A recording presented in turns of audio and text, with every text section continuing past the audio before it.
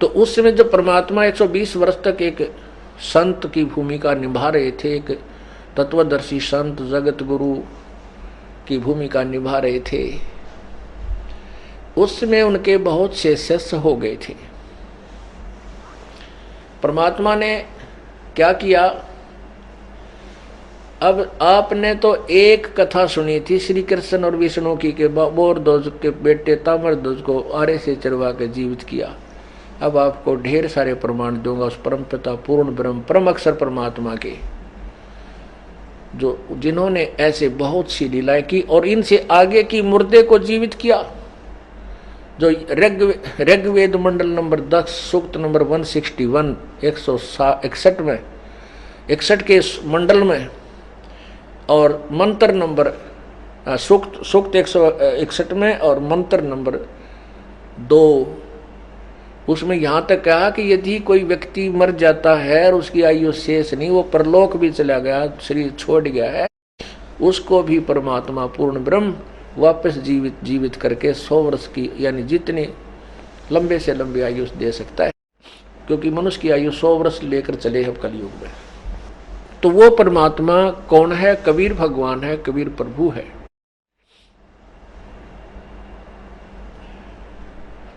कबीर प्रभु क्या कहा करते थे?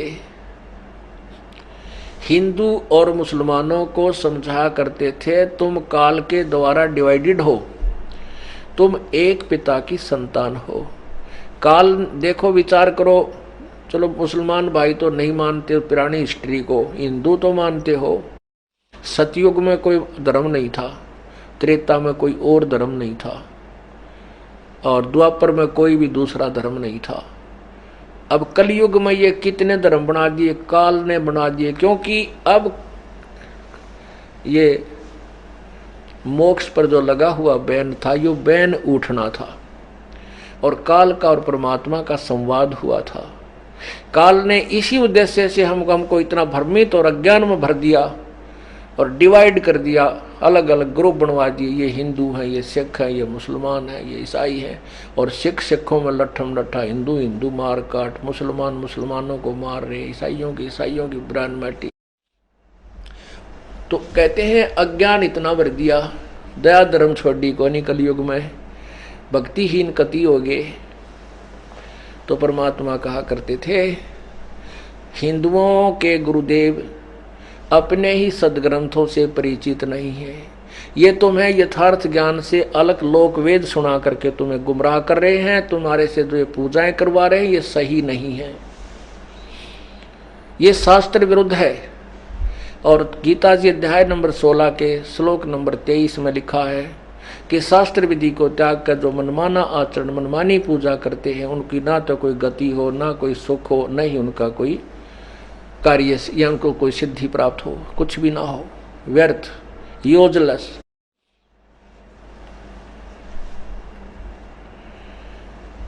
हिंदुओं को कहा करते थे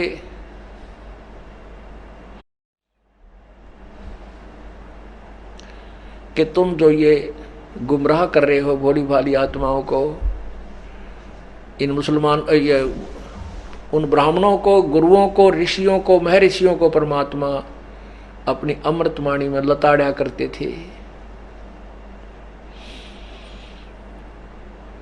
क्या कहते थे?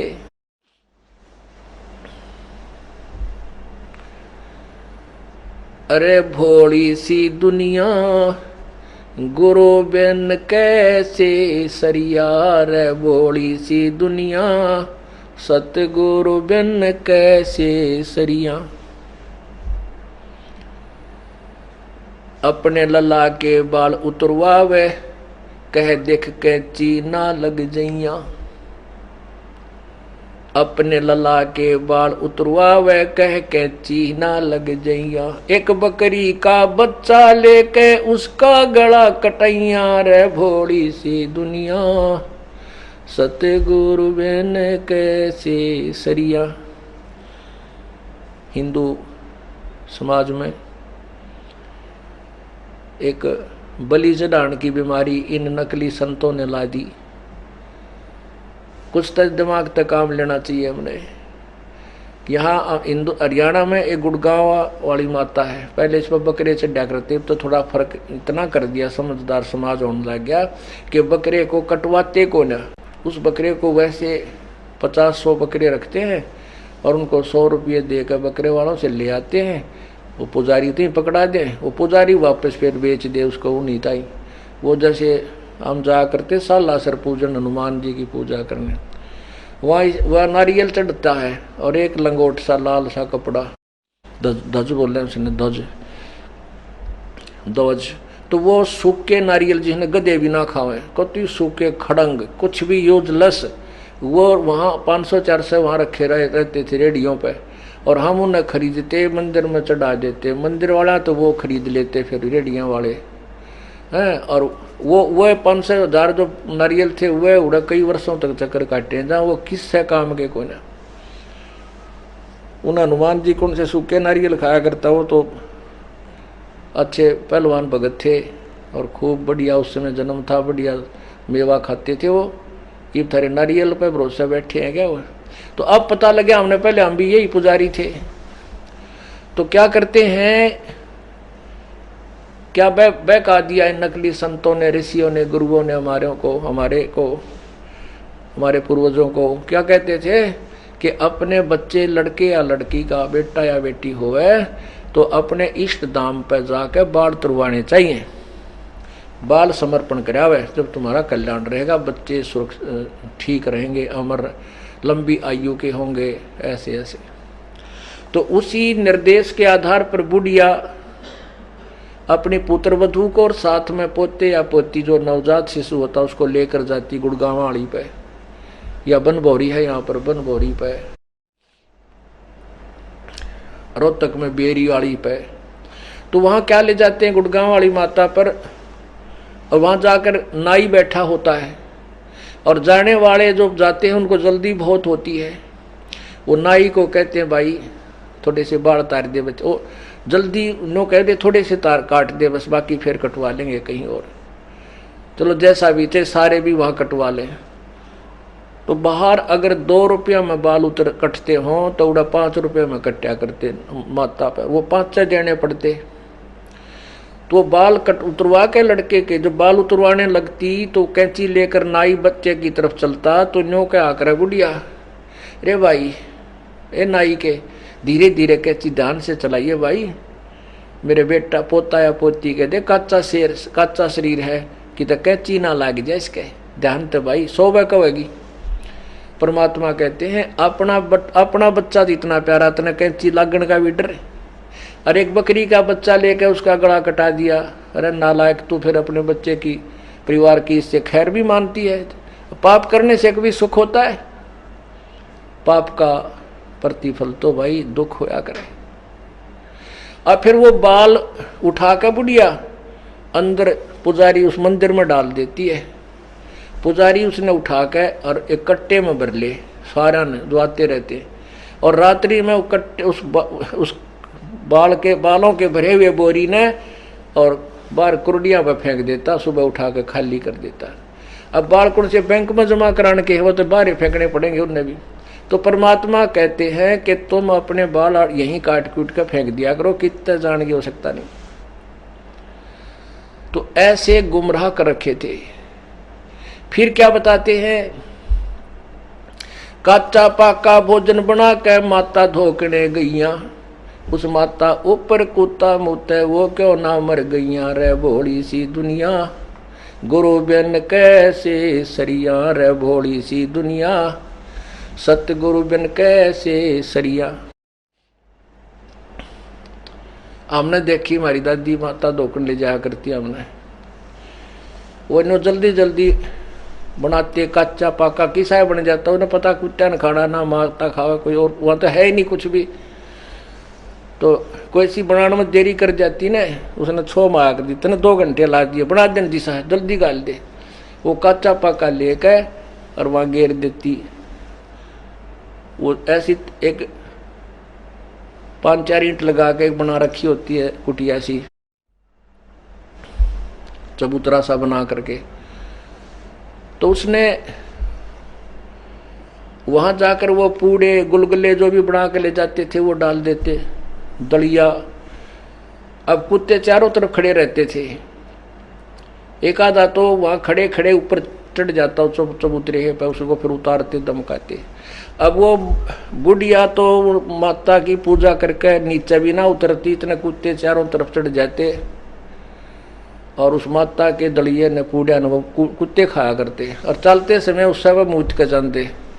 तो परमात्मा कहते हैं अगर तेरी माता व जिसने तू खैर मांगन गई परिवार की, अगर वो ऐसी शक्तिशाली है, उसके ऊपर कुत्ते मूत्र उसका भोजन खा गए, उसने उसकी टांग क्यों ना तोड़ दी, वो कुत्ता क्यों ना मर गया, क्यों नहीं मार दिया उसने। अरे नालायक अनजानो, तुम के पूजा कर रहे हो, कदे सोची तुमने?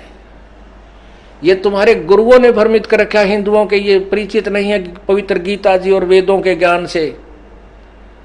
परमात्मा चौराहे पर खड़े होकर आवाज लगाया करते थे, गुरुआ गाम बिगाड़े संतो गुरुआ गाम बिगाड़े, ऐसे कर्म जीव का ला दिए ईव झड़े ना झाड़े। फिर क्या बताते हैं कि जीवत बाप गेल लट्ठम लट्ठा मुए गंग पोचैया, जब आवे आसोज का महीना फिर कौआ बाप बनैया, रे भोड़ी सी दुनिया गुरु बिन कैसे सरिया, रे भोड़ी सी दुनिया गुरु बिन कैसे सरिया। अब क्या बताते हैं भगवान कि अपने माता पिता की जब वो जीवित हैं तब सेवा करो, उनको उतना प्यार दो जितना तुम्हारे को जब वो बालक से तुम थे माँ बाप ने कितना प्यार दिया था आपको। इतना ही प्यार की वो डिजर्व करते हैं, इतना ही प्यार की वो आशा रखते हैं कि हमें हमारे बच्चे बुढ़ापे में इतना ही लाड करें, इतनी हमारी सेवा करें। अब जीवित बाप के तो लट्ठम लट्ठा, उसकी कदर नहीं करते और मरने के बाद उसके अस्थियों को और फिर गंगा में डाल कर आवेंगे। अरे तेरा गजब, अब उस अस्थिया ने कितना फूक दो वो तो राख होगी। वह चीज वस्तु थी बात चली गई, अपने हाथों फूक दिया जला दिया, बताइए उसमें क्या रहेगा अपना। उन अनजानों ने इतना भ्रमित भयभीत कर रखा है कि तेरे पिता की गति जब होगी जब तुम इसको गंगा में प्रवाह करके आओगे। एक भक्त की पत्नी नाम ले रही थी और वो पति उसका ज्ञान तो सुनता था लेकिन नाम लेने की इच्छा नहीं थी कि गुटी गाटी लाया करता, उस पर छुट्टे ना था और ज्ञान नो कहता वैसे तो ठीक है, फिर ये कैसे हो भाई माता पिता ने गंगा में फूल ना गिर का उसकी अस्थि नहीं डाल का, या तो मेरा बात दस्ती नहीं और सारी बात ठीक है। हम अपने पिता की क्या इतनी भी श्रद्धा नहीं रखते अभी उसको वहाँ गंगा में तक पहुँचा दें उसके शरीर ने। वह भी समझाती थी पर वो नहीं मान रहा था, तो फिर उसने बाद में उपदेश लिया, फिर कथा सुनाई। ने बोला मेरा ताऊ मर गया, दूसरा ताऊ, उसके साथ मैं उसकी अस्थि उठाकर ले गया। तो वहाँ पर उन्होंने वहाँ जो गंगा घाट पर वहाँ जो रहते हैं गंगा घाट पर उन्होंने डिवाइड कर रखा है अपने क्षेत्र को, इसके पुरोहित हम, इसके पुरोहित। तो हम दूसरे के पास खड़े थे, इतने वो आ गया हमारे वाला उस क्षेत्र का, कहना आ जाओ तुम इधर आ जाओ, तुम कहाँ से आए हो, इधर आ जाओ मेरे पास है तुम्हारा सारा रिकॉर्ड। तो उन्हें रिकॉर्ड देखा कौन से गांव आए हो, उन्हें खोल ली वह बही सी, खोल कर देखा ने बोला जजमान इब कद घने दिन में आए तुम। रत रागत बोला मेरा तो छाती में लगी वह बात, अयो दुश्मन हमारा रोज मरण की बात देखा है कि रोजाना मरे राम इसके पास आवा इसकी कमाई बने। तो कुछ तो वो ज्ञान मालिक का उसने सुन रखा था कुछ, क्योंकि वह अभी तक बीच बेचारा डट रहा था, नून गिरना था या नून जड़ते निकल चुकी होती है जो ज्ञान सुन लेता है। तो उसने ने बोला उससे दिन मेरा पक्की जचगी, अकीब तो नाम वहीं से लेना पड़ेगा। ये तो दुष्ट है हमारी रोज बुरी बुराई खैर मनाते हैं, इनका कोई मरा उस क्षेत्र में हमारे पास यहाँ कुछ पैसे पूजा करना है। अब देखो पिता की गति कहाँ से शुरू करी हमने, गंगा में अस्थि डाल का हो गति कराने के लिए। फिर कहे अब इसकी 13वां करो 17वीं करो गति कराने के लिए। फिर कहते हैं इसका महीना करो गति कराने के लिए। फिर कहते हैं अब इसके पिंड भरवाओ गति कराने के लिए। अच्छा गति होगी, अब कहें श्राद्ध निकालो, किस लिए? गति कराने के लिए। अरे नालक को तुम तो दुर्गति करा दी, क्योंकि शास्त्र विधि को त्याग कर जो मनमानी पूजा करते उसे गति नहीं हो सकती, वो दुर्गति होती है। क्या बताते हैं कि आसुज में क्या आते हैं, ये श्राद्ध निकालते हैं 16 दिन, और उसमें जब श्राद्ध निकालने आते हैं गुरुजी, वो क्या कहते हैं कि ये जो भोजन बनाया है ना, पहले ऊपर छत पर रखो, छत पर थोड़ा सा, और कौवा जो भोजन खा गया तो समझो तुम्हारा श्राद्ध सफल है। क्यों? क्योंकि तुम्हारा पिता कौवा बना हुआ है। हो सकता है तुम्हारा पिता कौवा बना हो। अरे तेरा गजब भैयो, कहां से गति कराने लगे थे और पिता कौवा बना के छोड़ दिया, या गति करवा दी। कहते जीवत बाप गेल लट्ठम लट्ठा और मुँहे गंग पोचैया, जब आवे आसुज का महीना वो कौवा बाप बनाया रे बड़ी सी दुनिया, सतगुरु बिन कैसे सरिया। अब क्या बताते हैं, नर से तीतू पशुआ की जय गद्दा बैल बनाई, ये 56 भोग कहा मन बोरे कहीं कुरडी चरने जाई। प्रेत शिला पे जाए विराजे फिर पितरों पिंड भराई, बहुर श्राद्ध खान को आए वो काग हुए कलमाही। जय सतगुरु की संगत करते सकल कर्म कट जाई, अमरपुरी पर आसन होते जहां धूप ना छाई।